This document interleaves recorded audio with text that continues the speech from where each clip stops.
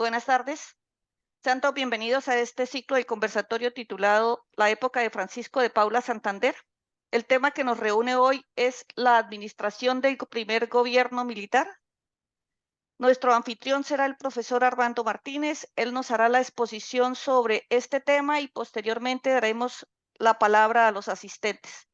Ruego a todos los participantes apagar sus micrófonos. Muy buenas tardes a todos.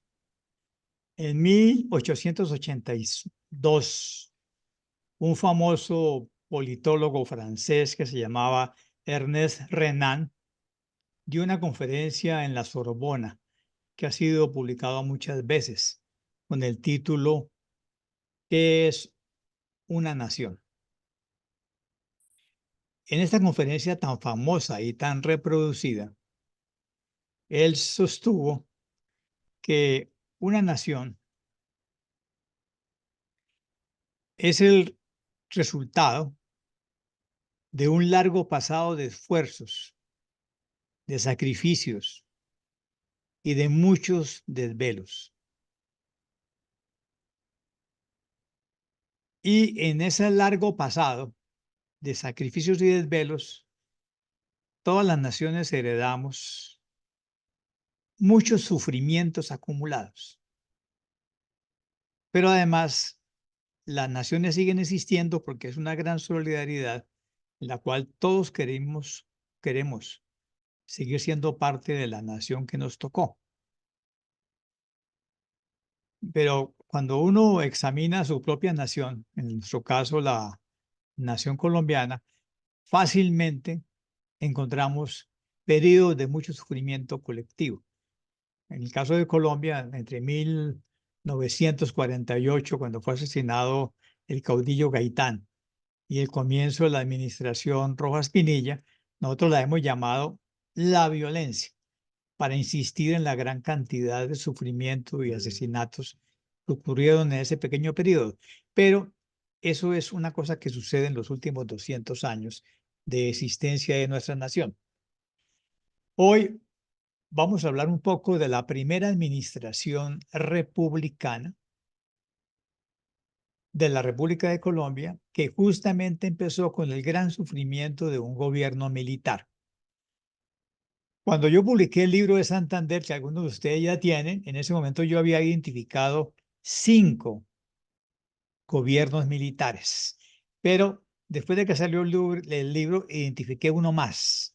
Por lo tanto, hoy puedo decirles que hemos tenido la experiencia en nuestra historia republicana bicentenaria de 6 gobiernos militares. El primero es el que vamos a mostrar hoy, que es la administración de Bolívar y Santander, que va del 10 de agosto de 1819 a octubre de 1821, antes de que antes de que la Convención Constituyente de la Villa del Rosario diera origen al primer gobierno constitucional. El segundo gobierno militar que tuvimos fue el del general Rafael Urdaneta, después de la acción del Batallón Callao y de la fuga del presidente constitucional, el segundo de la República de Colombia, don Joaquín Mosquera Arboleda. Ese gobierno duró del 5 de septiembre de 1830 al 2 de mayo de 1831.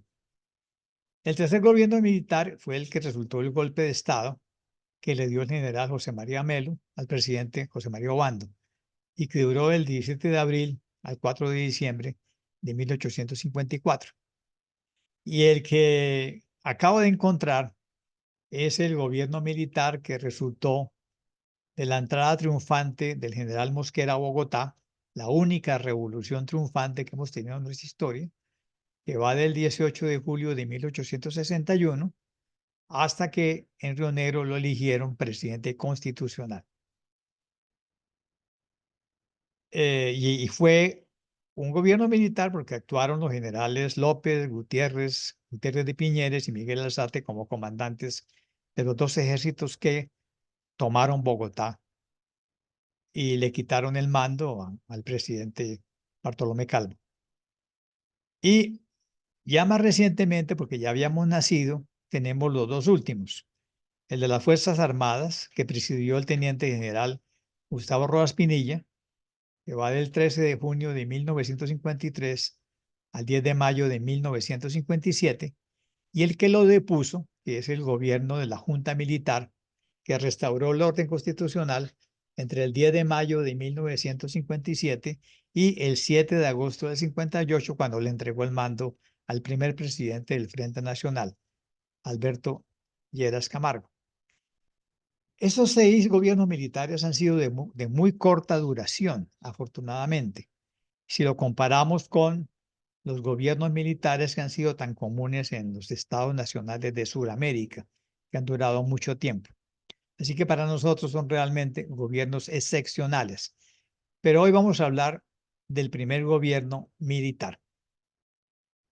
¿Por qué decimos que es un gobierno militar de mucho sufrimiento? Porque fue el resultado de la batalla del campo de Boyacá, que se libró el 7 de agosto de 1819. 3 días después entró a Palacio, al galope, a las 5 de la tarde, el general Simón Bolívar, que se había adelantado a los ejércitos libertadores, y estableció un gobierno militar, tanto en Venezuela como en la Nueva Granada, creando 2 grandes departamentos. El que fundó Bogotá lo llamó Cundinamarca, y el otro que manejó Rocio siguió llamándose Venezuela, que era realmente lo que estaba en Angostura. Y es un gobierno de facto porque huyeron las autoridades legítimas del Estado monárquico, el virrey Sámano y la Real Audiencia, que se trasladaron a Cartagena. Y este periodo, que va del 21 de septiembre del 19 al 21 de septiembre del 21, exactamente 2 años, Santander ejerció un gobierno militar siguiendo las órdenes del general Bolívar, que era libertar el país de la dominación española a toda costa. ¿Esto qué significa a toda costa? Que fueron exactamente 2 años de violencias, es decir, fusilamiento de españoles, fusilamiento de soldados desertores, secuestro de bienes de los emigrados, destierro de ciudadanos, capitación general, empréstitos y donativos forzosos, conscripciones forzadas de reclutas, requisa generalizada de equinos, ganados, víveres, esclavos, control de la prensa y purificación de los cleros. Y la orden era a toda costa. Por lo tanto, los sufrimientos de nuestra nación empezaron desde el primer día con un gobierno militar de exactamente 2 años. El vicepresidente Santander y José Manuel Restrepo, que fue el gobernador político de Antioquia, justificaron este gobierno militar con la siguiente reflexión: hay que diferenciar la libertad de la independencia.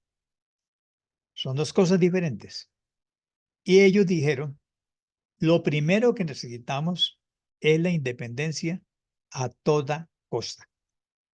Y después de que aseguremos la independencia, ahí sí nos sentamos a discutir la libertad ciudadana. Es decir, actuaremos conforme a una carta constitucional. Santander sabía, como buen abogado,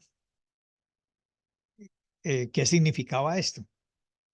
Y al final de este gobierno militar, pues ya estaba aburrido de ver lo que había pasado. Pero lo que hay que saber es que, o hay que recordar, porque ya lo hemos dicho, es que el 7 de agosto de 1819 no fue el final de la campaña libertadora, sino realmente el comienzo de la conquista de todas las provincias que habían sido del Estado monárquico. Por eso, lo primero que hizo Santander es poner las provincias que iban conquistando bajo el mando de gobernadores, al mismo tiempo comandantes generales, todos ellos coroneles del Ejército Libertador. Los nombres son muy conocidos. Bartolomé Salón para la provincia de Tuna, Antonio Morales para la provincia del Socorro, Pedro Fortul para la de Pamplona, Antonio Bando y José María Mantilla para la provincia de Mariquita, Domingo Caicedo para la de Neiva, Mariano José Concha y Juan Nepomuceno Moreno para la del Casanare, José María Córdoba para Antioquia, José María Cancino para el Chocó, Manuel Valdés para el Cauca y Joaquín París y el cimacotero Antonio Bando para Popayán. La provincia de Santa Fe quedó con el coronel Manuel María Quijano como comandante general. Es decir, cuando terminó esta conquista de 2 años, teníamos 24 gobernadores comandantes generales, 24 gobernadores políticos, y todo lo coordinaba el vicepresidente Santander y sus 2 secretarios durante estos 2 años, que era Alejandro Osorio, secretario de Hacienda y Guerra, y Estanislao Vergara, de Interior y Justicia. Es decir, fue un gobierno militar en regla, ejercido por coroneles, comandantes militares y gobernadores en cada una de las provincias que se fueron conquistando, y con la ayuda de un letrado, de un abogado que actuaba como asesor político, o a veces lo llaman gobernador político.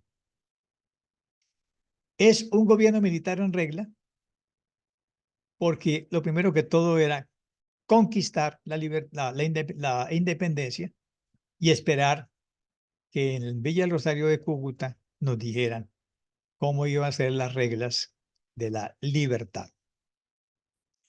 Muy bien, veamos los detalles.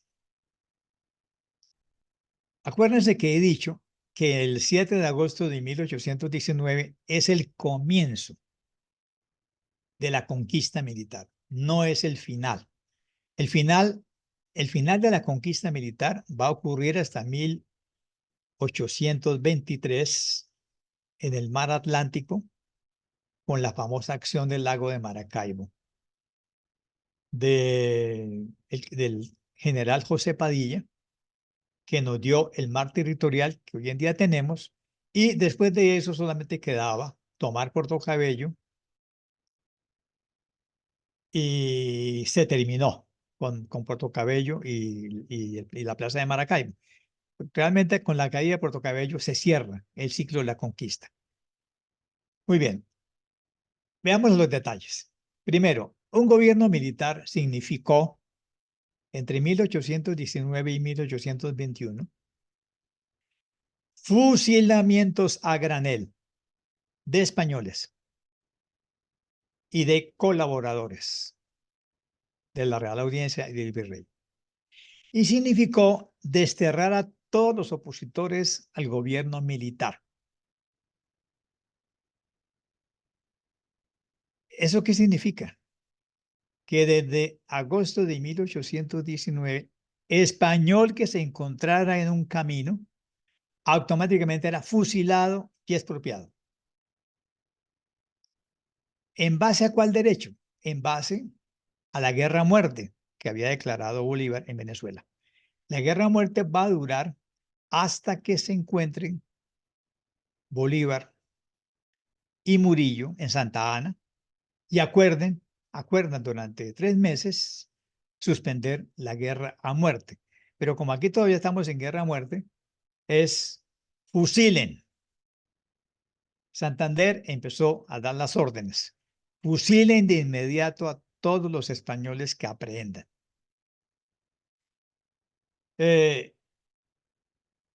Además de los fusilamientos de cuanto español encontraron porque no había alcanzado a huir o porque pensó que no debía nada y se podía quedar, se acompañó de las destierros de todos los simpatizantes del gobierno español. Y eso se fue acompañando de lo que se llamó el secuestro de propiedades, estancias, haciendas, casas, ropas, joyas y todo lo que les encontraban en las casas, que fue a dar a que fue a dar una junta de secuestros. Y todo lo que iban agarrando lo iban metiendo en el espacio que había ejercido la expedición botánica. Y los encargados de la junta de secuestros iban haciendo las listas, iban vendiendo los bienes, iban recaudando y pasándole a la tesorería y financiaba la campaña libertadora que se prolongó por durante 2 años. Yo miré listas y listas y listas de españoles fusilados en todas las provincias. Y el armisticio de Santa Ana, esto no sirvió para nada. Eso fue un abrazo de dos generales, pero en la vida real eso no impidió nada, como veremos a continuación con lo que pasó con los capturados en la batalla de Boyacá. La razón de Estado fue esgrimida por Santander durante el gobierno militar e inclusive el delito de opinión política. Y veamos el ejemplo que más le costó al prestigio de Santander, que fue los 39 fusilados en la plaza de Bogotá. Todos sabíamos que los oficiales capturados en el campo de Boyacá fueron 38, pero la lista de los fusilados fueron 39.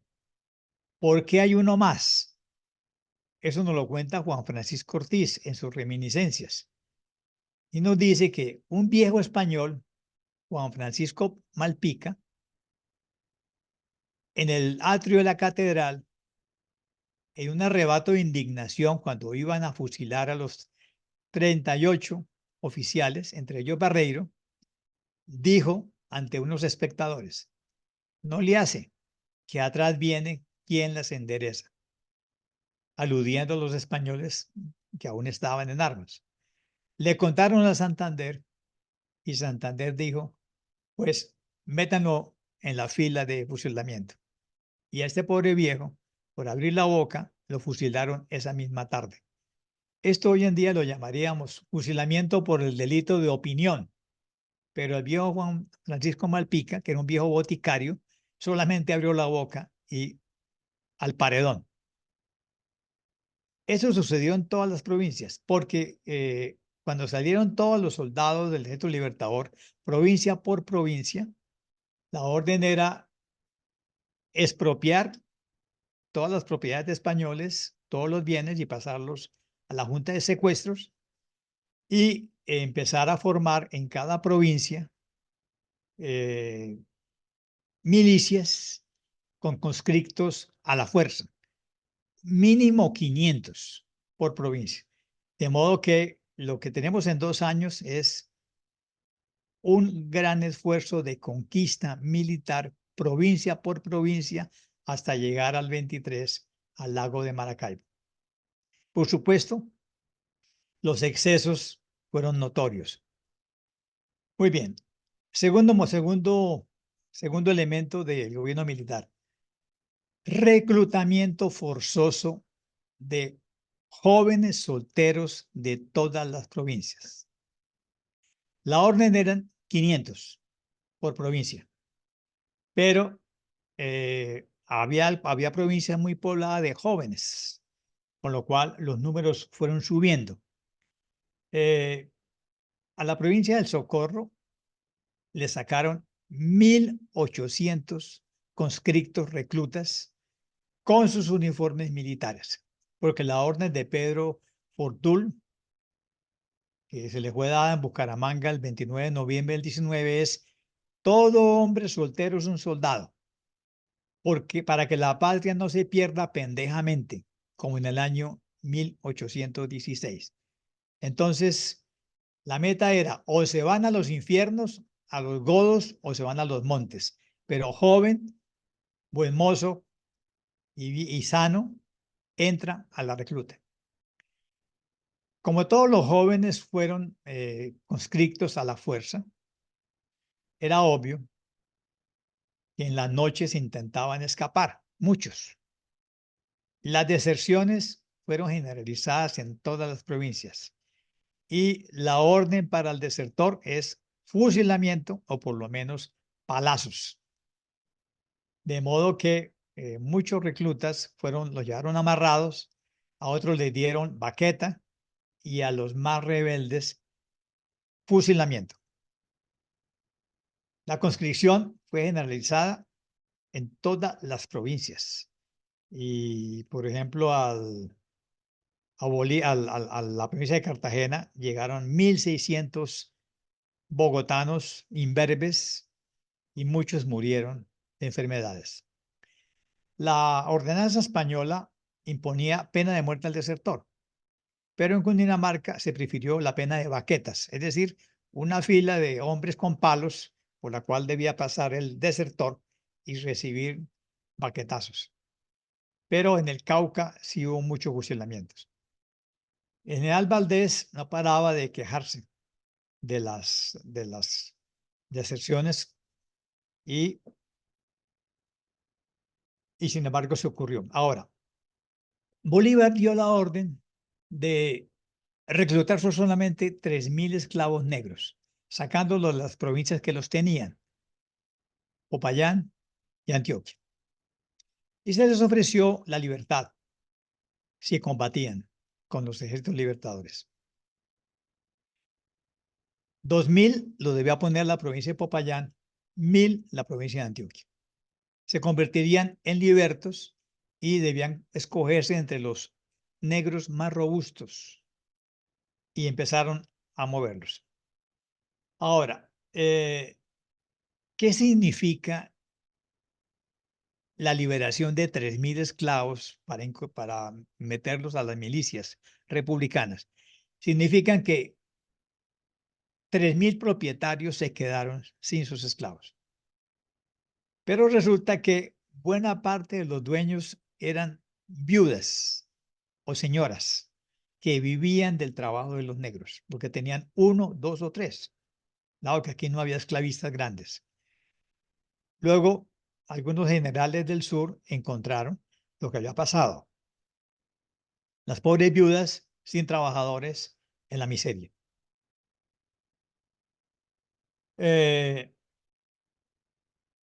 Bueno, esta historia de los esclavos es, bueno, fuera de eso, cada provincia, además de los reclutas, tiene que ponerle los vestuarios y los víveres. José Manuel Restrepo, que es tan cuidadoso, nos dio unas cifras aproximadas y nos dice, durante estos 2 años, la provincia del Socorro aportó 4.000 reclutas, 6.000 vestuarios de manta, 1 año de víveres, 1.000 arrobas de arroz, 300 mulas, caballos y casi 200.000 pesos, más todas las raciones del batallón Vargas y de las tropas del Oriente. Es muy famoso lo que ocurrió en el Socorro. Cada señora fue obligada a recibir, darle de comer y vestir a un recluta. Y lo hicieron. La provincia de Tunja aportó 4.000 reclutas, 1 año de víveres, 1.000 reses, 800 bestias, 160.000 pesos, 8.000 frazadas y 30.000 vestuarios. Antioquia aportó 300.000 pesos, reclutas y los 1.000 esclavos libertos. Bogotá aportó 125.000 pesos, más todas las rentas de diezmos y depósitos eclesiásticos. Pamplona aportó 80.000 pesos, 1.800 reclutas, 300 caballerías, más todo el ganado. El Chocó sacó la quinta parte de todos los esclavos y cerca de 700 hombres. En Chocontá solamente se enlistaron 1.550 milicianos. De Popayán se sacaron 1.700 rezas, 17.000 pesos, vestuarios, sal, arroz, hierro, oro en polvo, equinos y buena parte de los negros de todas las haciendas. Es decir, no fueron 500, fueron más de 1.000. Y eso lo tenían que hacer todos los coroneles, gobernadores, comandantes generales de todas las provincias. Por supuesto, el escritorio de Santander se llenó de representaciones de todas las provincias quejándose de estas exacciones. Y luego empezaron a ver los efectos, la desolación general, la pobreza, etc. Muy bien. El siguiente punto es que este gobierno militar significó, además del secuestro de bienes, la imposición de donativos, empréstitos forzosos y contribuciones. Es decir, todos los obispos y todos los curas párrocos obligatoriamente tuvieron que entregar un donativo forzoso. Todos los comerciantes de dinero tuvieron que entregar empréstitos y contribuciones forzosas. Todo se iba acumulando en la casa de la expresión botánica y se fueron vendiendo. Y los que les quitaron y las fincas y haciendas y casas de los españoles se fueron poniendo en arriendo porque no había dinero en ninguna parte para que alguien los comprara. La exacción fue generalizada y todo el que tenía mulas, caballos, arroz y ropa se le fueron quitando. Y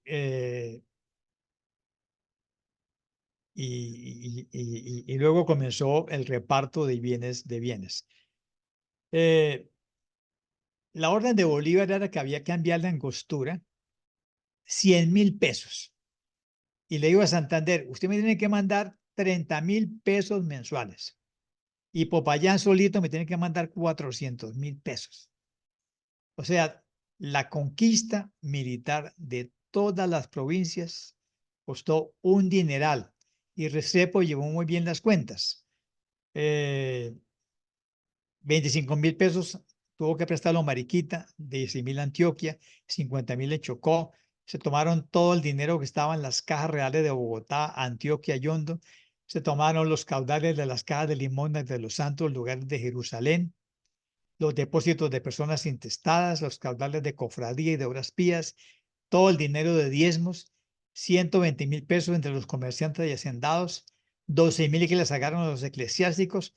Es decir, todo el mundo supo lo que era la revolución y la independencia.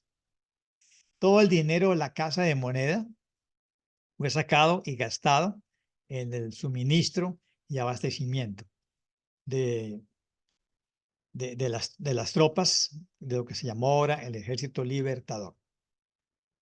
Muy bien. Un elemento muy interesante que yo estudié con cuidado es lo que se llama la purificación del clero. Es decir, Santander, que conocía muy bien el clero, dado que su tío era canónigo del Sagrario, dio una orden muy clara en diciembre de 1819. La orden era: todo párroco de Cundinamarca tiene que escribir y predicar un sermón que debe leer en el púlpito bajo la mirada de un oficial del Ejército Libertador que certifique que lo oyó leer, en donde demuestre dos cosas. Primero, que separarse del rey de España no es pecado. Y segundo, que si los españoles vuelven a tomar el poder, nos va a ir peor que en 1816. Pues yo encontré en el Archivo General de la Nación, en libros manuscritos, 200 sermones escritos que publiqué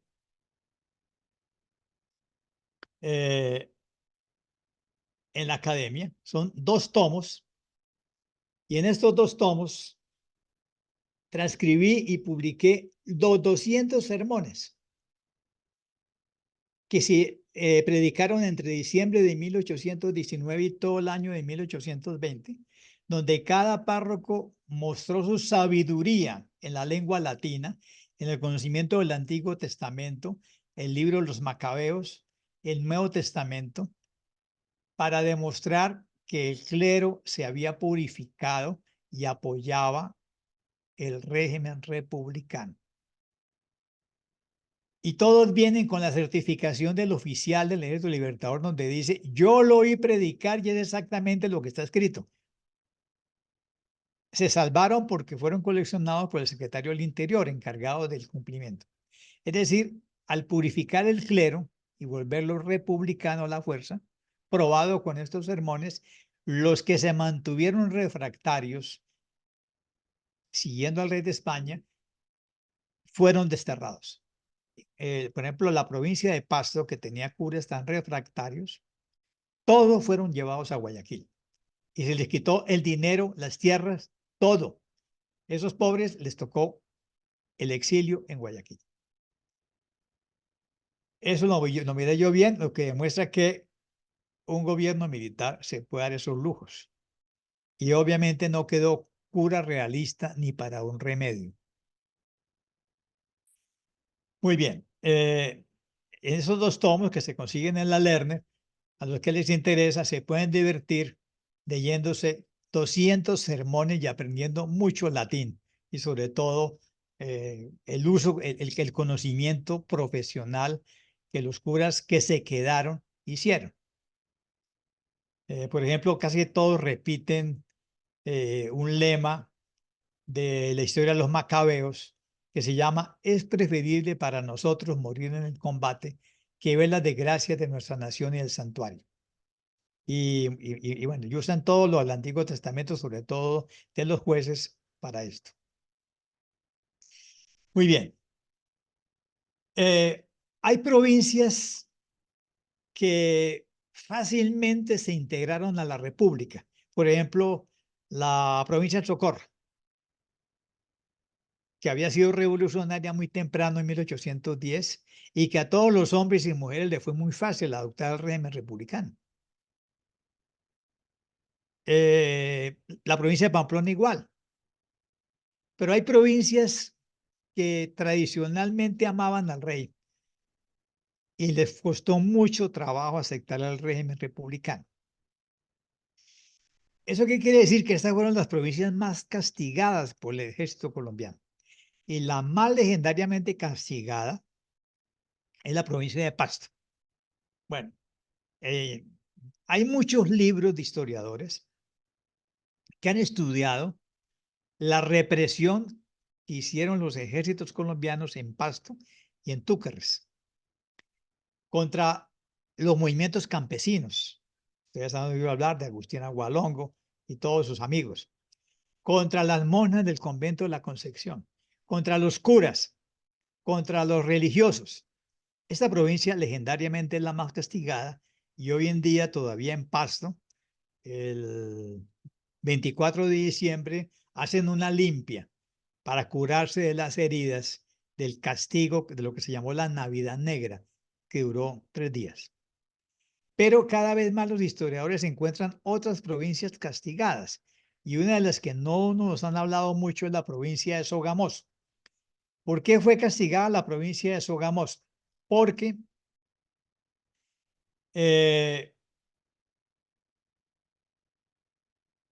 resultaron 50 soldados de un contingente de pardos venezolanos muertos. Y alguien chismoseó que habían sido envenenadas por vendedoras de chicha de maíz que abundan y abundaban en Sogamoso. Entonces, desde el cuartel general Sogamoso, Bolívar le ordenó a un oficial que cómo así que murieron 50 soldados envenenados en 4 días, más 100 en el hospital. Había que tomar medidas contra las chicheras. Hoy conocemos cuál fue el efecto de esa medida. Un fusilado, Francisco Abello y su esposa, chicheras involucradas, desterrados a Angostura, 2 chicheras más a Angostura desterradas, la chichera Isidora González fusilada, 8 mujeres más desterradas a Angostura y muchos hombres, maridos de las chicheras, enviados presos a Santa Rosa. Fue tan escandaloso que el doctor Antonio Malo, que era el asesor jurídico del coronel encargado de la provincia de Tunja, tuvo que hacer una defensa de las chicheras, en defensa de su honor, y nos contó qué era lo que había ocurrido. Resulta que los soldados que eran nacidos y criados en los calurosos países de la costa de Venezuela, les hizo daño la mala calidad del agua de Sogamoso y la pésima dieta. Y cuando se enfermaron, fueron puestos en el suelo de un hospital donde temerariamente Fray Ignacio Mariño les aplicó sangrías y les hizo tomar tártaro emético como medicina, que los mató. Es decir, la muerte, aunque había sido por causas naturales, la asociaron con el consumo simultáneo de chicha y resultaron las pobres chicheras fusiladas o desterradas. Gracias al doctor Antonio Malo, sabemos la verdad de cómo un chisme mancilló la conducta de las mujeres de Sogamoso con la impostura. Bueno, eso es eso hace que tengamos, de que tengamos claro qué era lo que estaba ocurriendo. Muy bien. Un elemento que ha sido muy bien conocido es el reparto de los bienes nacionales. Los bienes nacionales son aquellos bienes, inmuebles, muebles y ropas que fueron expropiadas a los españoles que huyeron. Eso inmediatamente todo se vendió, porque les agarraron las maletas, los equipajes, les quitaron la ropa y empezaron a vender todo.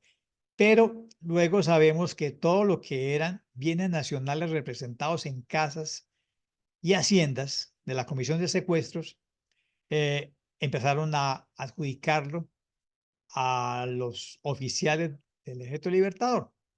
Y tenemos muy buenas muestras. La hacienda Atogrande, que tenía el presbítero español Pedro Bujanda, en jurisdicción de Zipaquirá, se la adjudicaron a nuestro gran amigo Francisco de Paula Santander. Hoy en día lo disfruta el presidente Petro. Pero además, Santander le dieron, en esta comisión le dieron la casa de la Plaza de San Francisco, donde él vivió y la arregló. Pero, por ejemplo, a José Antonio Páez le dieron la gran hacienda de cacaos, cañas y café del Marqués de Castaleón, que se llama La Trinidad, que está situada al norte de la villa de Maracay. Y sabemos que a Santiago Mariño le dieron una casa en la villa de Maracay y que le dieron otra hacienda. E inclusive a este general Pardo, José Padilla, le entregaron la casa alta del mayorazgo de Valdehoyos, que está en la calle del Colegio de Cartagena, que era del español Manuel Castillo Ponce, que y a cambio de los 9.000 pesos que le debían de haberes militares. Muy bien. El gobierno militar de los primeros 2 años en Cundinamarca y en Venezuela significó sangre, sudor, sufrimiento, injusticia. Y eso es parte de nuestra historia republicana. ¿Por qué? No había constitución, no había ley, era un gobierno de facto, era un gobierno militar y estábamos en la guerra a muerte. Sin embargo, para equilibrar un poco la imagen que les estoy mostrando, quiero mostrarle 2 cosas buenas que hizo la administración militar antes de que se volviera constitucional, desde octubre de 1821. Y es que antes de que en Cúcuta se ordenara que cada provincia tenía que tener un colegio de educación pública y cada localidad tuviera que tener escuelas, Santander, como vicepresidente de Cundinamarca, se ocupó de eso, es decir, de un asunto ajeno a la guerra.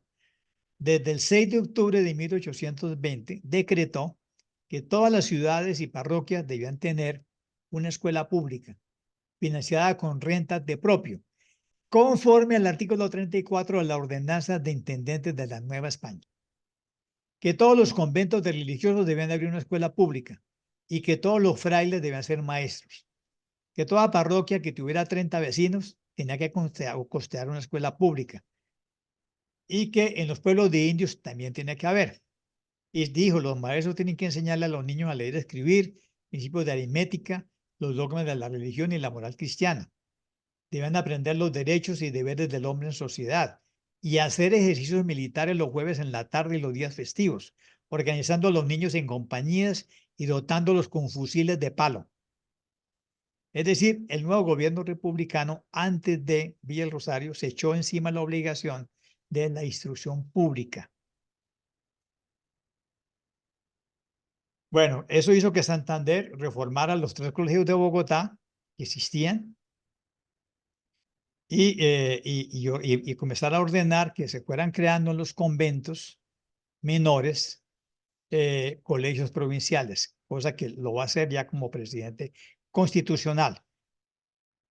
Bueno, y La segunda cosa buena que hay que abonarle a este gobierno militar es que los indios fueron nivelados a la categoría de ciudadanos.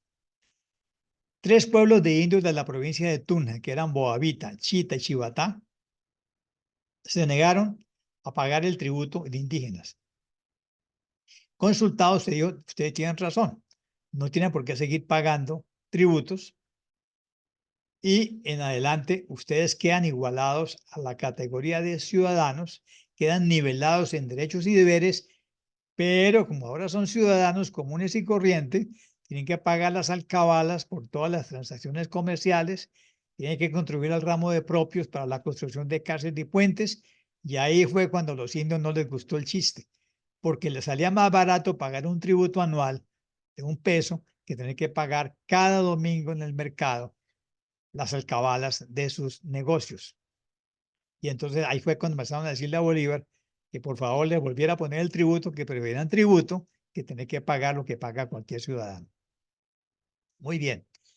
El gobierno militar que les he mostrado hoy terminó cuando fue aprobada la Constitución en Villa Rosario el 30 de agosto de 1821. Y allá, en Villa Rosario, los constituyentes eligieron al general Simón Bolívar como primer presidente de la República de Colombia y como primer vicepresidente al general Francisco de Paula Santander. Ellos vinieron a posesionarse en octubre y a jurar el respeto a la Constitución.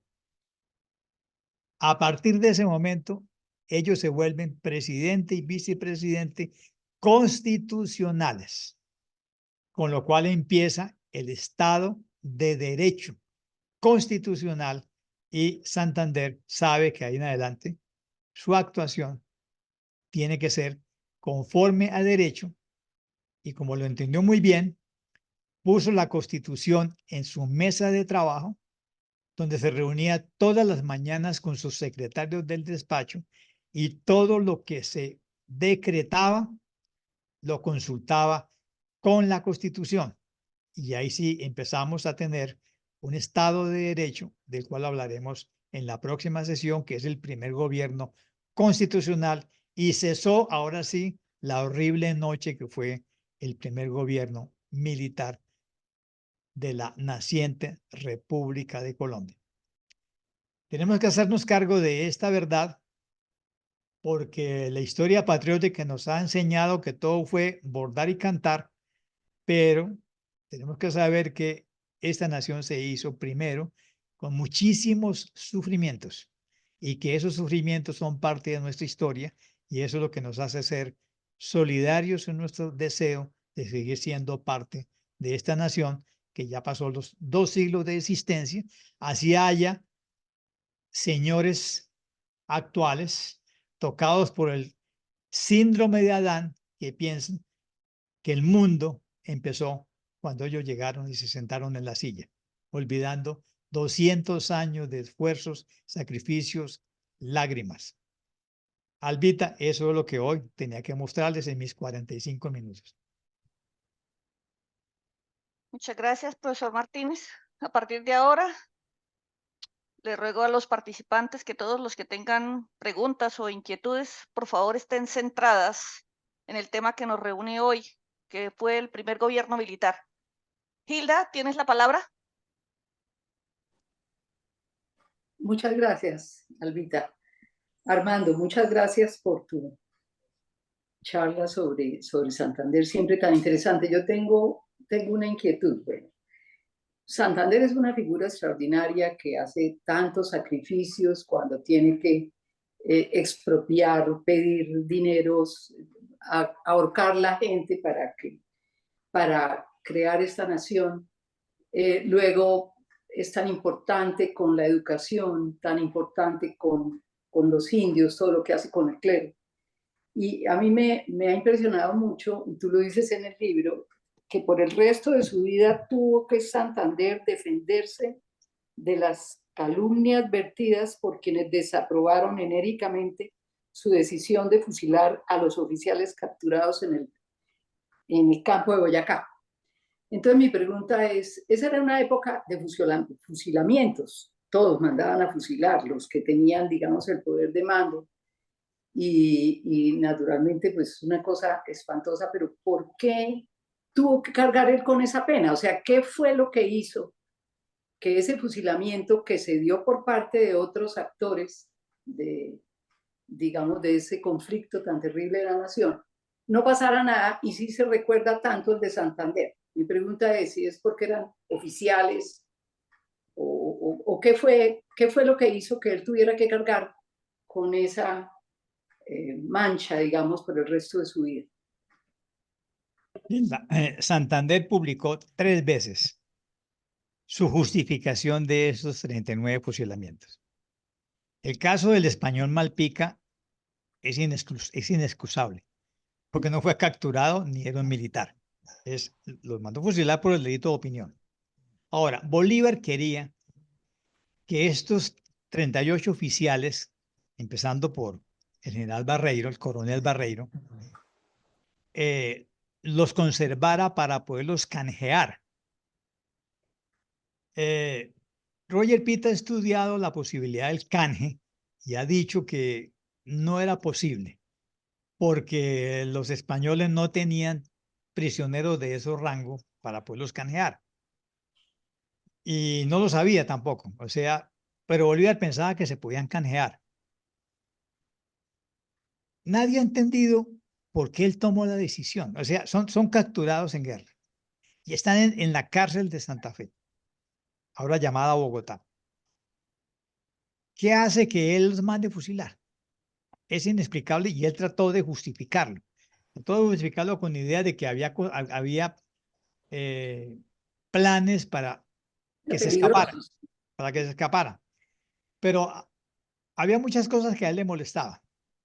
Se dice que el coronel Barreiro era muy buen mozo y todos los días iban las niñas de Bogotá a llevarle comida y a llevarle pañuelitos, cosa que a él le molestaba mucho. Y tomó la decisión. Ahora, desde el punto de vista actual, uno diría, fue una canallada. O sea, porque tenía que matar al que está preso. Y además el fusilamiento fue muy feo, porque estaba lloviendo y la sangre corría hoy en día por la calle 10, por la sequía. O sea, fue un espectáculo macabro. Y algunas personas salieron a cantar en el fusilamiento coplas. Entonces fue un espectáculo muy grotesco y muy feo que hizo que todos los enemigos de Santander se lo reprocharan. Luego vendrá un abogado que va a publicar la carta de los 50, donde se lo va a refregar muchísimo. Y él quedó con esa mancha. Él le envió una carta a Bolívar diciéndole prácticamente, usted tiene que cubrirme de esto que yo acabo de hacer. Pero es una de sus grandes manchas. Sí, pero me pregunto si, digamos, en la historia en este momento, esa mancha es tan vigente. O sea, se sigue hablando de esa mancha de su que él hizo. No, claro, la historia patriótica no la tiene en cuenta. O sea, en su época, sobre todo en los 30, Fue terrible. fue sobre todo el abogado que le escribió las cartas 50 que fueron publicadas 2 veces, eh, se lo sacaron en los 30. O sea, pues, el que le quería a Santander le daba por ahí. Pero luego la historia patriótica lo borró. Y hoy en día, pues nadie se entera de ese fusilamiento y la gente piensa que lo mataron por malos. Y ahí está la nota que tú pones de que Bolívar, digamos, lo liberó y para él fue como un remanso que Bolívar lo hubiera como perdonado, digamos, por decirlo en alguna forma, ¿cierto? Sí, ahora, Bolívar no le hizo ningún reproche, pero se sorprendió mucho del hecho cuando él le informó. Sí, Pero sí, cuando se pelearon, nunca lo usó nunca lo para nada. reproché. Ya. Nunca lo usó para reprocharle nada. O sea, se sabía que estábamos en guerra a muerte y eso era más o menos normal en la guerra a muerte. En la guerra a muerte. Bueno, Armando, muchísimas gracias. Me queda claro. Silvano, tienes la Buenas palabra. tardes. Sí, gracias, Alba. Buenas tardes para todos, Armando. Hay unas de las cosas que están en el libro y que tú ya has mencionado en otros eventos, pero voy a preguntárselo en aras que compartamos en el grupo la visión de Santander con la experiencia que tuvo con ese evento que acabas de mencionar y de compartir, la, el fusilamiento de los militares españoles en la plaza de Bogotá. Él escribió algo, conversó con respecto ya al caso de Pasto del año 22, ya estando el ejército de Colombia instituido como república, ya supuestamente ambos habían jurado la constitución, pero sin embargo como la conquista de las provincias realistas se estaba haciendo a sangre y fuego, encontró algo que él haya valorado sobre esa experiencia, o como Bolívar no le reprochó la anterior, él tampoco iba a reprochar esta. O sea, ¿qué postura tuvo él? Ese es un punto que me gustaría mucho lo comentaras.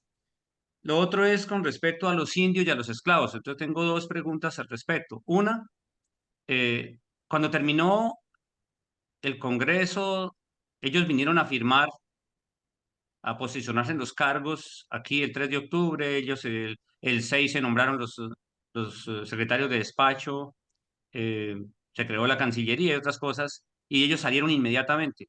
Cuando Bolívar pasó allí por Cácota, en el camino real hacia Tetunja, los indios de Cácota le salieron al paso. Dijeron, vea, general, usted nos va a devolver algo, vean, nosotros nos quitaron, estamos volviendo a la antigua, no tenemos, perdimos la reja, los bueyes, hasta los burros, lo que tenía. Y la República en esa acción tan brava, Pamplona fue muy, muy lastimada, y usted lo recoge muy bien en el libro, de cómo Pamplona fue de las más lastimadas en lo económico, quedó en la ruina, todos los pueblos, y entre esos los de indios. Y Bolívar le puso en el margen del documento, en el margen de la carta, porque le pasaron por escrito, entonces dice, mi general lo resuelve. Y pasó. Yo no he podido encontrar si en realidad el general lo resolvió. Pero ahí hay una relación con los indios un poco crítica. Y con los esclavos, yo sí quisiera mirar si él se pronunció en algo con respecto a los esclavos, las normas que dejó la Constitución, el Congreso, lo que redactó en Cúcuta. O sea, ¿cuál fue su postura? ¿Simplemente ejecutar lo que la Constitución dijo, o él tuvo pensamiento crítico con respecto a los esclavos, a lo que había que hacer con los esclavos y qué alcanzó él a hacer por los esclavos? Bueno, Eso es, son tres Armando. preguntas. Empecemos con la primera. Sí, Santander fue muy consciente de las violencias de los oficiales del ejército colombiano en Pasto y en Túcaras, porque lo hicieron todos sin excepción. O sea, Bolívar dio la orden de acabar con esa plaga. Y Bolívar pensaba que había que sacar a todos los pastusos de la provincia y repoblarla con gente traída de otra parte. Lo que pasó en la Navidad Negra se lo debemos al mariscal Sucre, pero uno de los que más daños hizo fue Bartolomé Salón y su pupilo Flores. Pero ahí metió la mano Córdoba, o sea, toda la oficialidad es responsable de las matanzas de los tres movimientos campesinos rebeldes y defensores del rey. Pero Santander tenía un informante muy bueno, que era su gran amigo, el general José María Obando. Y José María Obando fue el primero, por ser general payanés y por su origen, fue el primero que se dio cuenta que esos excesos tenían que ser reparados. Y Obando se convirtió en el pararrayos de los propietarios pastusos expropiados. Porque es que no solamente le dieron los campesinos, le dieron los propietarios. Los curas, ni hablar, todos fueron desterrados. Pero es que les quitaron las tierras a los grandes propietarios que iban de las rentas, a las monjas de la Concepción. Y Obando, que era hacendado, se dio cuenta que había que devolverle las tierras a los hacendados y había que hacerle justicia a los campesinos indígenas. Y de algún modo Obando se fue convirtiendo en el paladín de los pastusos y en su pararrayos. Y Santander lo entendió. Y Santander lo comisionó a Obando como gobernador de la provincia de Pasto a que pusiera orden y empezara la restitución de tierras. Por eso a Obando siempre lo amaron los pastusos, porque él fue el pararrayos, pero él fue el único oficial. Y por eso, y gracias a esa alianza de los propietarios pastusos y los de Túcares y los indios, Escobedo pudo hacer una cosa increíble, es que le quitó a Flores la provincia de los Pastos y de Pasto y Buenaventura, contra las pretensiones de Flores que se los iba a anexar. O sea, hoy en día la provincia de Pasto, los Pastos y de Buenaventura es de Colombia por Obando, pero no por Obando, porque los pastusos prefirieron jugar con Obando que con Flores, que los había machacado. Y Santander lo entendió a la perfección y por eso quiso que fuera su sucesor en la presidencia, porque tenían esa amistad. O sea que Santander sí fue consciente de las Sí. calaveradas que hicieron en la Navidad Negra. Y yo algún día quiero ir a Pasto un 24 de diciembre para ir a las limpias que se hacen para curarse del gran dolor que tiene ese pueblo. En ese departamento, toda persona que aprende a leer y escribir de corrido como yo, sus sueños es escribir una diatriba contra Bolívar, empezando desde Sañudo. Sí, Segundo, que es toda una tradición historiográfica ya. y claro, el que nace en Pasto tiene que escribir una diatriba contra Bolívar. Ahora, la segunda, es cierto que los campesinos perdieron sus animales de labor, porque los bueyes se los comieron, como se comieron las vacas, se comieron el caballo, todo, es que todo se lo quitaron. Pero hay una provincia mucho más castigada en ese sentido, que fue la provincia de Quito. Yo he leído informes de los oficiales colombianos donde dice que quién fue el bruto que permitió que se les comieran los bueyes a los indios, que gracias a eso ya no volvió a haber cosechas, porque los indios cómo iban a labrar la tierra sin sus bueyes. Y un oficial venezolano cuenta la desolación de los campos de la provincia de Quito. Pero eso lo hicieron en todas partes, porque es que se pudieron haber movilizado 10.000 hombres. Y son 10.000 hombres comiendo carne todos los días. Cuanto animal se mueva, se lo están comiendo, como muestran las pinturas de Espinosa, que están destazando un buey, los indios. De modo que el país se quedó sin animales. Por ejemplo, el Casanare quedó sin un animal, ni por un remedio. Y por eso hubo que dar medidas posteriores en Nueva Granada para que el Casanare repoblara su hato ganadero. Entonces, los indios fueron grandes perdedores porque les quitaron sus bueyes de labor y también mucho indio se movilizó con los ejércitos colombianos o lo movilizaron. Entonces, los indios perdieron también, pero supuestamente ganaron la libertad y supuestamente ganaron ser los ciudadanos, pero luego ellos se van a resistir porque prefieren tener un tributo único que no vale nada y que lo pagan con los arrendamientos que ser un ciudadano con todas las cargas fiscales. Por último, Bolívar dijo en Villa del Rosario que si querían premiarlo, que declararan la libertad inmediata de todos los esclavos. Ese era el premio que él quería. Si me quieren, liberen a todos los negros esclavos. Pero en Cúcuta, que eran puros abogados, dijeron, eso no se puede hacer, general, porque tiene un precio. Y nosotros nos hemos comprometido a respetar la propiedad. Y no podemos quitarle la propiedad a los propietarios de esclavos sin indemnizarlos. Y encontraron la manera de hacerlo a través de las leyes de manumisión y todo lo que inventaron. Hubo que inventar 3 maneras para acabar con la esclavitud. Lo hicieron hasta 1853.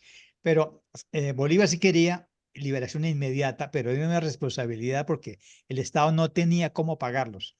Así que adoptaron responsablemente el camino de la manumisión, que fue la liberación progresiva en 30 años, que efectivamente se cumplió.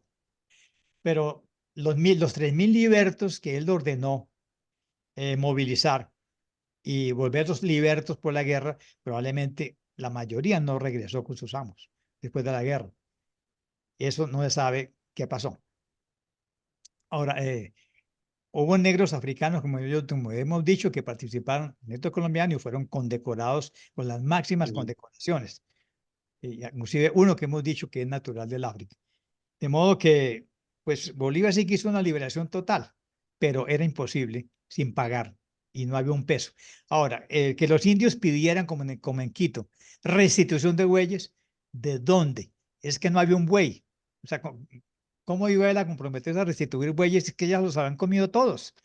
O sea, se necesitaron una década para poder repoblar el hato ganadero del país. Todos se lo Hay, mecatearon.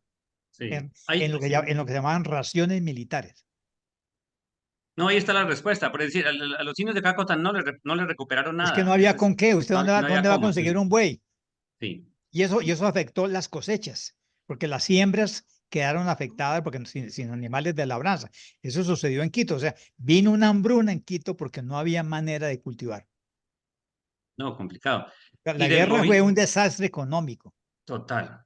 Y del gobierno militar, que es donde nos ocupamos hoy, hay una figura que usted expone muy elegante y es un gobierno desde el escritorio y un gobierno a caballo. Sí. Entonces, ¿hubo alguna contradicción? ¿Transigió Santander cuando el otro ordenaba lo contrario? ¿Cómo funcionó ahí? ¿Hubo disgustos en ese tema o simplemente el otro dejó que Bolívar mandara? Porque Bolívar la más de las veces en su gobierno a caballo hacía lo contrario de lo que decía la Constitución. La cosa siguió siendo militar. Exactamente. Yo trato de señalar que hay dos gobiernos. Uno que está a caballo con un secretario general que va hasta el Cusco y hay otro gobierno en el despacho gobernando conforme a la Constitución. Y entran en muchas contradicciones. Es decir, lo que Bolívar estaba haciendo en el sur era contrario a la Constitución. Y los tres intendentes del sur abusaron todos de sus poderes y sus limitaciones. Santander era consciente, pero Santander era muy respetuoso de Bolívar y se tragó esos sapos. Santander se comió todos los sapos de lo que Santander estaba haciendo, de todo lo que estaba desbaratando.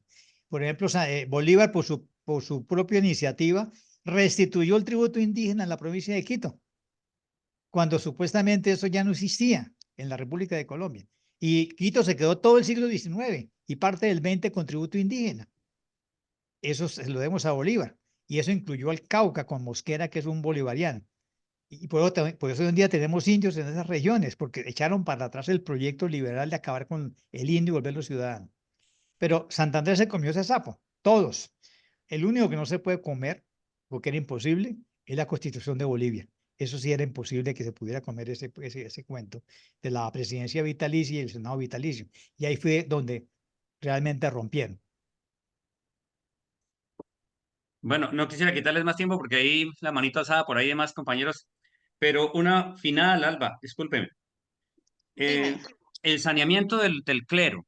Hay una cosa que usted hace en el libro y estuve mirando el catecismo porque los dos tomos, que son una maravilla, usted seleccionó unos para el libro para poder ejemplificar su discurso y me llama mucho la atención como la crítica que se le puede hacer a la forma y al fondo de los sermones. Y es el uso de tanto latinajo ahí en algunos sermones, porque algunos se las dan muy de eruditos, pero algunos otros sí pueden. Pero ahí hay una contradicción que yo alcanzo a ver y es los curas realistas siguen ahí, que es lo que llama usted los curas, lo que ahí en el discurso se llamó en su época los curas godos. Ahí usted cuenta que algunos tuvieron que salir, les quitaron los bienes, pero aún en los sermones mismos, los que no querían hacerlos y tuvieron que excusarse, que algunos hasta a la brava los iban a obligar, ofrecieron disculpas tontas para hacerlos. Entonces hay un juego con los sermones, los curas godos y el exceso de latín en esos sermones. ¿Qué nos puede ampliar ahí para quienes no han leído el libro? Pues como yo nací hace tantos años en este país, yo tuve iglesia antes del Concilio Vaticano II. Y a Ajá. mí me tocó comerme la misa y las oraciones en latín. Obviamente no entendía nada, pero estamos hablando antes de 1963. Y si yo no entendía nada ni de los sermones ni en latín, pero me las sabía de memoria en latín, sin entender absolutamente nada, pues los pobres feligreses que iban a entender cuando los curas les hablaban en latín. Pero estos sermones se escribieron para consumo de Santander. Y tenemos evidencias de que muchos curas escribieron como de a 7 sermones para venderle a curas que no podían hacerlos. O sea, aquí hubo mucha copialina y mucha venta de sermones de unos que no podían hacerlo. Pero una cosa interesante es que cuando se hizo este libro, pues vimos la mala calidad del latín, o sea, como lo que llamamos latín macarrónico. Pero estos Sí, latinajes fueron corregidos por un latinista de la Compañía de Jesús. Todo viene corregido por ese latinista, porque en el original es el latín macarrónico, que era el que uno sabía en el colegio. sí, así lo encontramos en los documentos, sí. Muchas bueno. gracias, Silvano. Franz, ¿tienes la palabra? Gracias, Albita.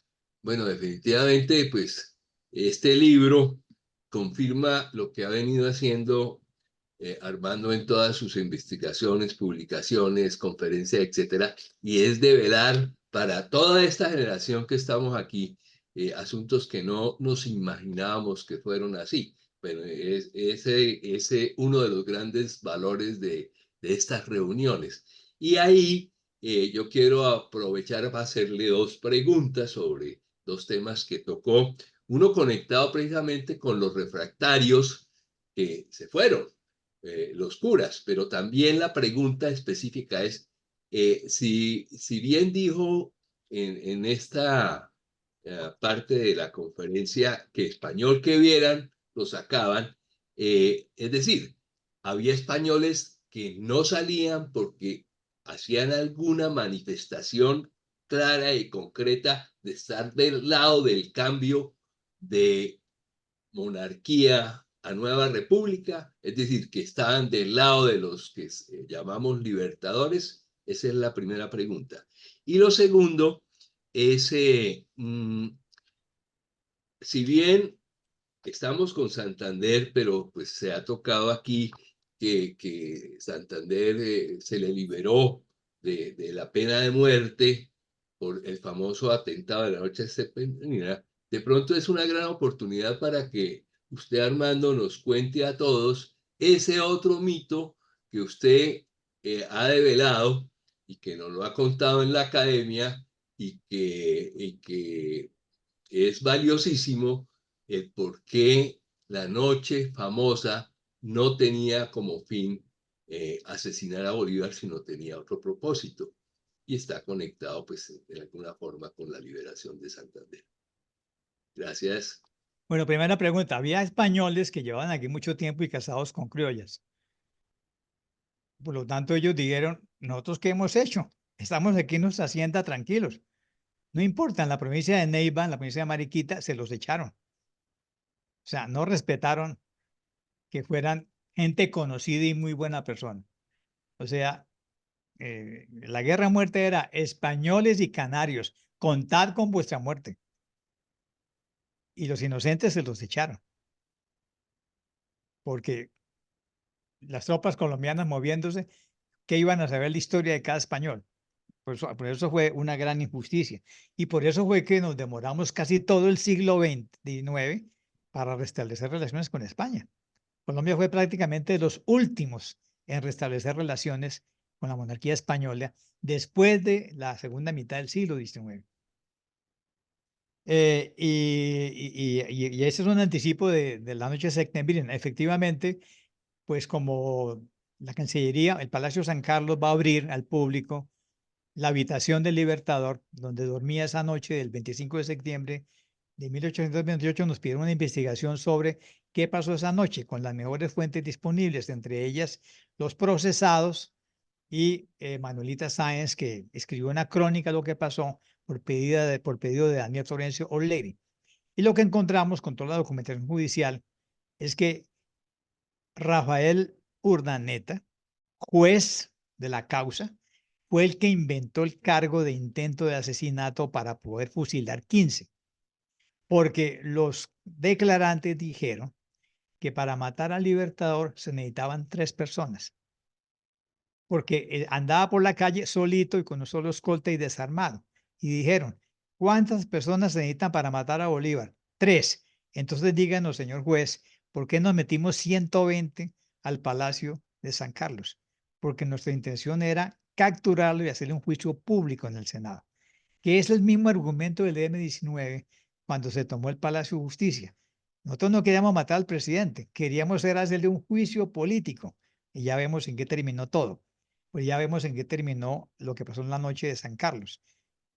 Lo iban a capturar para hacerle un juicio político y hacerle que eliminara el decreto de facultades excepcionales, pero una ventana lo salvó y por esa escapatoria, entonces Rafael Urdaneta inventó un cargo que le permitía no solamente fusilar 15, sino fusilar a 2 que no tuvieron nada que ver, Padilla y Santander.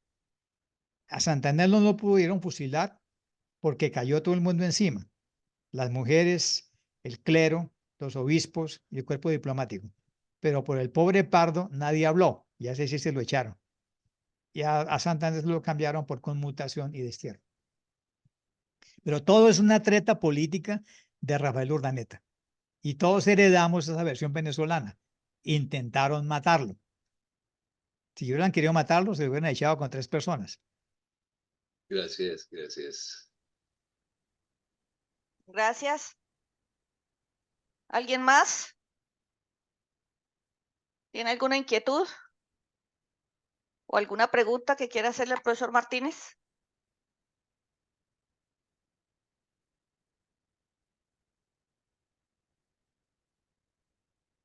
Profesor Martínez, una pregunta. Leyendo el texto, Santander de todas maneras era consciente de sus excesos durante estos 2 años del gobierno militar.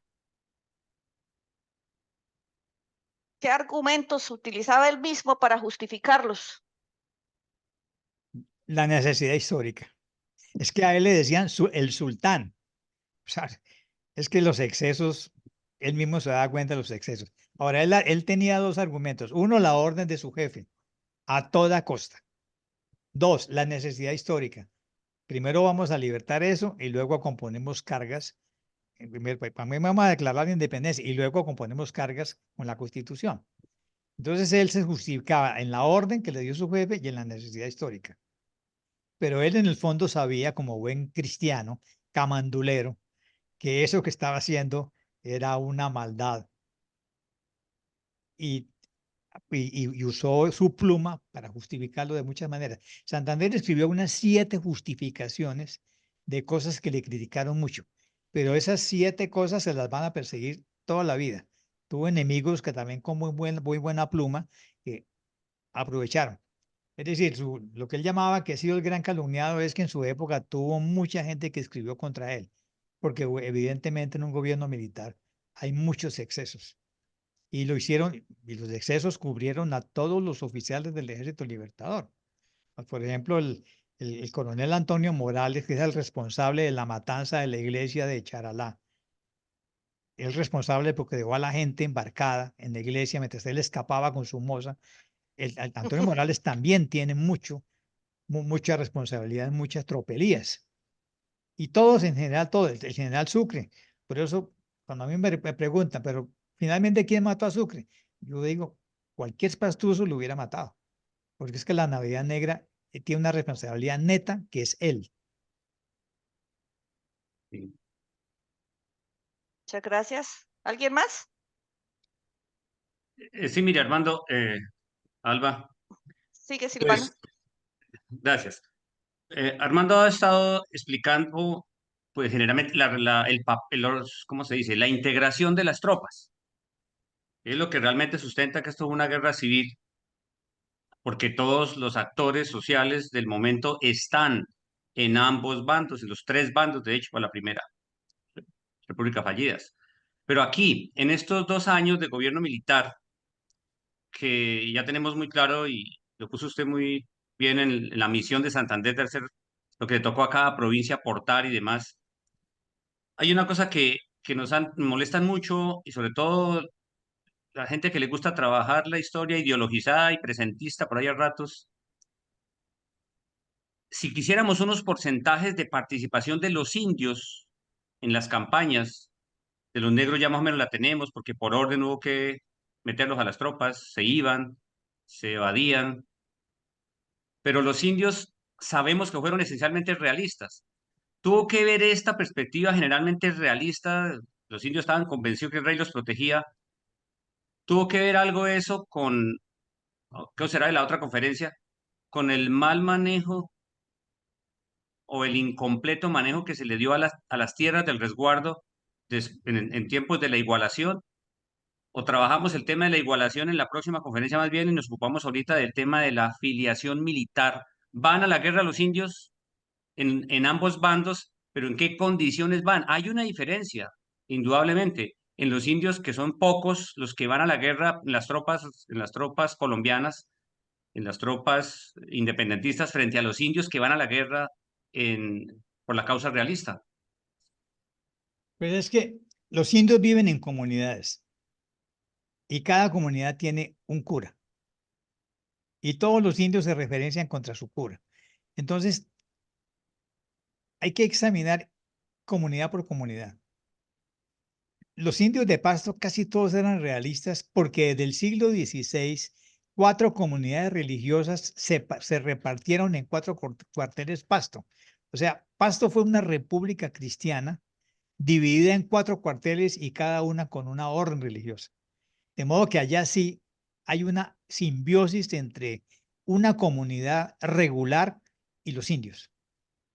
Y las comunidades religiosas eran realistas y protegían a los indios y convivían con ellos porque manejaban las casas de comunidad, le manejaban todo. Por eso es sólidamente realista esta provincia, por la influencia de las órdenes. Y eso lo vemos hasta los filipenses y su actuación en la Guerra de los Supremos.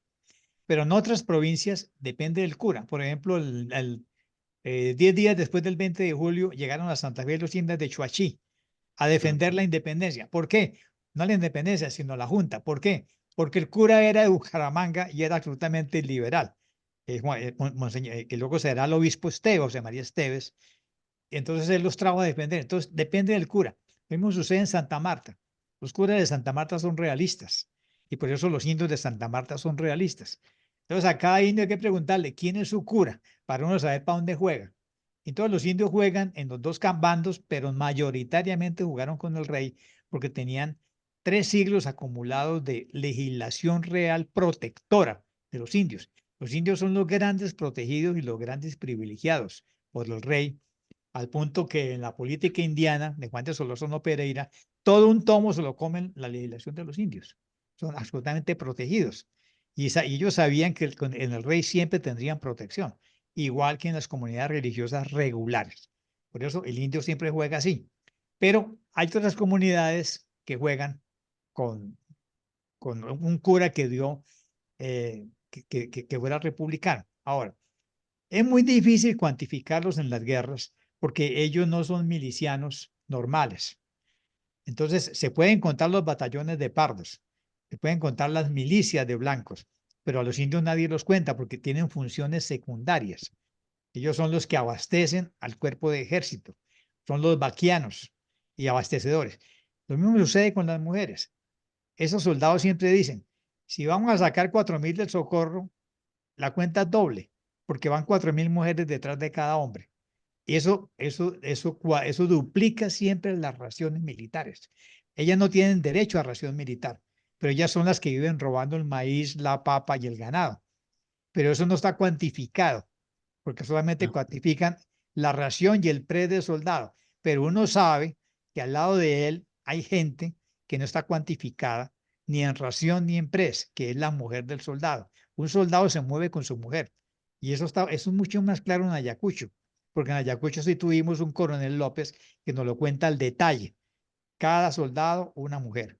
La mujer robando, destajando huellas. Entonces, allá uno lo ve claro, pero aquí nadie dice, de vez en cuando se le zafa a alguien. Por ejemplo, cuando Bolívar da una orden en la subida del páramo de Pisma, las mujeres no suben.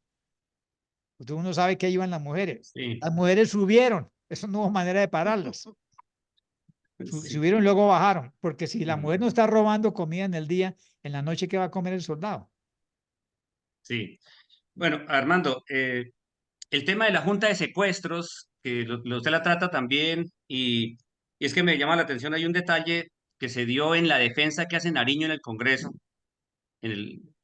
Nariño se defiende cuando le hacen la guerra a estos y le saca en cara que él no se robó la plata, que más bien ustedes, cuando están en la Junta de Secuestros, Gómez y Azuero, y sí lo hicieron. Entonces, ya usted nos habló de cómo las tierras que le fueron asignando a los generales, que serán los nuevos terratenientes decimonónicos, pero hay ahí en la Junta de Secuestros unas tropelías muy bravas, o sea, además de la ropa, como usted ya nos contó, que va hasta el Congreso esas discusiones. ¿Qué nos puedes ampliar de ese tema? No, pero claro, sí. Si Vicente Azuero y Diego Fernando Gómez y varios amigos de Santander los ponen a ser los jueces de la Junta de Secuestro, que es todo lo que han expropiado, incluyendo los calzoncillos, las maletas de equipajes, todo, pues ellos hacen y deshacen. Y por supuesto sus críticos, como ellos van a decir, ustedes se feriaron todo eso, pero ellos la orden es tratar de vender y tratar de abastecer. Por ejemplo, Bolívar dice, búsqueme ahí en todo lo que tienen unas buenas vajillas para Palacio. Pues ellos van a buscar las mejores vajillas, las van a Palacio, pero eso no queda registrado. Claro, es que ellos tenían mano libre a poder repartir eso. Sí, pero se O pusieron la vendían o ropa. repartían. Por ejemplo, las peleas de los generales. ¿Cómo así que había una caja de vino Porto y ustedes la bebieron toda? A mí no me mandaron la mitad de la caja. Ellos pelean por la bebida. Y se Sí. viven peleando por el coñac, por los vinos. Y Bolívar decía, a mí, qué pena, pero a mí me ha guardado una caja. Entonces, todo eso es claro, todo eso es claro lo que sucede. Y obviamente Nariño tiene razón. O sea, ustedes hicieron lo que les dio la gana con los bienes de junta de secuestro y por ahí se defiende muy bien Nariño. Pero tenés razón, o sea, cuando uno lo ponen a administrar una cosa que ha sido robada y uno lo distribuye entre sus amigos, pues uno hace lo que le da la gana. Lo que pasa hoy con con el manejo de los recursos de los estupefacientes. Es lo mismo, exactamente. O sea, si usted le ponen a guardar 5.000 fincas de los narcos, pues le dice a Clarita Blanco, le regalo una casa en la 37 para que cree la casa de Santander. Así suceden las cosas. Sí, qué bueno. ¿Alguien más? ¿Tiene alguna inquietud o pregunta para el profesor Martínez?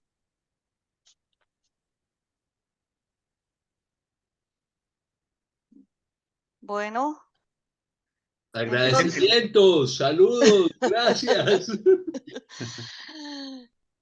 entonces, si no tenemos más preguntas, vamos a dar por terminado este encuentro.